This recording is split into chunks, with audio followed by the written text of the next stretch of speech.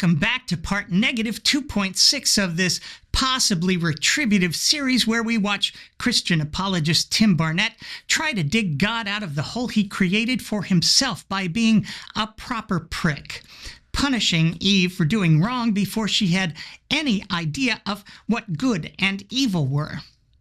If you're prepared to have your intelligence insulted, let's just pick it up from where we left off. This leads to the third point. Third, the tree of the knowledge of good and evil represents a pivotal choice. Either Adam and Eve are going to obey God and receive wisdom on God's terms, or they're going to disobey God and take wisdom on their terms. If only God had explained that to our morally unwise children who didn't yet have the knowledge of good and evil, rather than simply barking out orders and lying to them.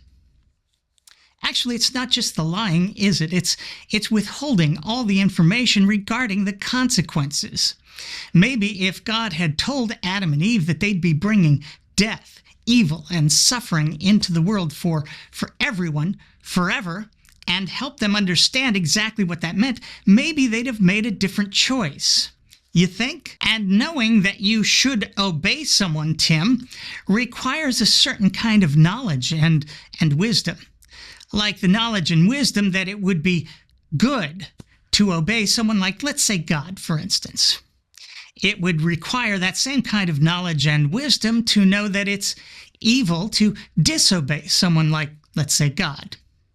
Without a knowledge of good and evil, one cannot know that obedience to God is a good, or that disobedience is bad. Proverbs 3:7 says, "Be not wise in your own eyes. Fear the Lord and turn away from evil." And by evil, we're talking about eating a piece of fruit from a tree, eaten by a couple of knuckleheads who had no knowledge of good and evil yet.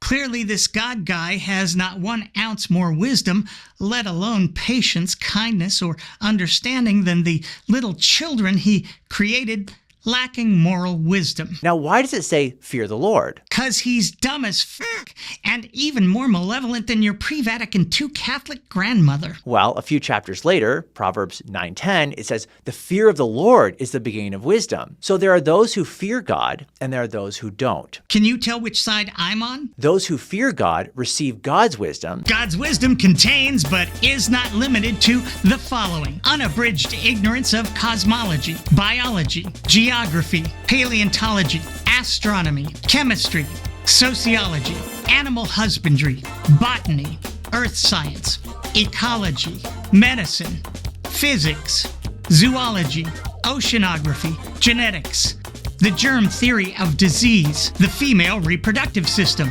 basic human decency, morals and ethics, kindness, empathy, patience, and how to treat little children lacking moral wisdom. But if you want to know where to sprinkle the blood, no one is wiser than the tribal war god of Abraham. Those who don't fear God become wise in their own eyes. They're the folks who know all about those things I just mentioned in that last clip, about which God is completely ignorant. They're just the worst kind of people. Just a bunch of know-it-alls, science nerds, skeptics, you know the type. So eating from the tree of the knowledge of good and evil isn't about some magical fruit which downloads moral knowledge. It's so much bigger than that. It's about whether or not Adam and Eve will trust God to attain wisdom. Will they trust and obey the only wise God, or will they disobey and try to become wise on their own terms? By the way, that same choice stands before each of us today. Which will you choose? Well, apparently I just want to sin, because I would never treat little children lacking moral wisdom with brutal, unforgiving, unjust punishment. Nor would I ever curse such little ones and their progeny to a life filled with evil and suffering. But what do I know, right? I'm also opposed to slavery, to genocide, killing homosexuals, killing virgin girls who don't bleed their first time, just killing in general. Tim and I have very different definitions of wisdom. Mine doesn't include vicious idiocy. This is a perfect example of how Christianity requires you to suppress the truth in unrighteousness. Tim's not stupid. He knows how silly this story is. He knows it's unjust to punish toddlers who had no knowledge of good and evil by throwing them into a world filled with... Shoot, how did Prager put it again? This life is filled with an immeasurable amount of injustice and suffering. Thank you.